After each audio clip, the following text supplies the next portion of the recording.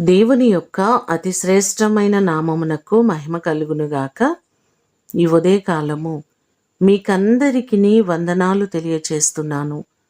ఈ దినము మిమ్ములను బలపరచు దేవుని మాట, నేను నీకు తోడయ్యున్నాను, నీకు హాని చేయుటకు నీ మీదికి ఎవడునూ రాడు. అపోస్తుల కార్యములు 18వ అధ్యాయము 10వ వచనం.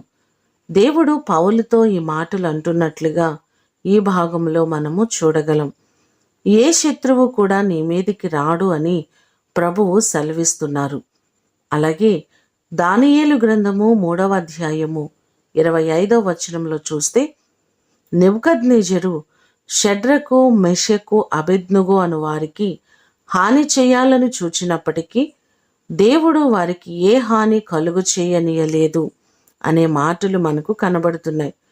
చుట్టుపక్కల శత్రువులు మనలను ఇబ్బంది పెట్టాలని చూచినప్పటికీ మన దేవుడు మనకు తోడుగా ఉండి ఎటువంటి హాని, ఎటువంటి ఇబ్బంది మీకు లేకుండా ఆయన సంరక్షించే దేవుడు, మిమ్ములను కాపాడే దేవుడు. దేవుడు మీకు తోడుగా ఉంటారు కాబట్టి ఏ శత్రువు మీ పైన జయము పొందలేడు. ఈ మాటలు వింటున్న మీకందరికీ దేవుడు తోడయ్యుండి శత్రు భయం అంతటి నుంచి విడిపించి ఆయన మీకు క్షేమాన్ని కలుగు చేయునుగాక. ప్రార్థన చేసుకుందాం. పరిశుద్ధుడు అయిన తండ్రి, మీ పాదములకు వందనాలు, స్తోత్రాలు. నీ కృపచేత మీరు మా అందరికీ తోడుగా ఉండండి. మీరు తోడుగా ఉంటే ఏ ఆపద, ఏ అపాయము మాకు సంభవించదయ్యా.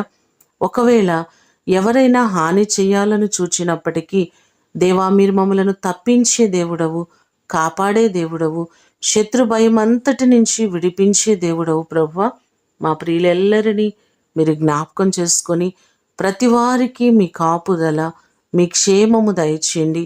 ఎవ్వరికీ ఎటువంటి ఇబ్బంది, తొందరలు జరగకుండా ప్రతి వారిని మీ రెక్కల నీడలో భద్రపరిచి మీరు తోడయ్యుండి మీరు ఆశీర్వదించండి.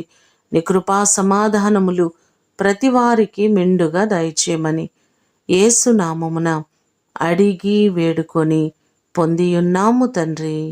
ఆమేన్. దేవుడు మిమ్ములను దీవించునుగాక.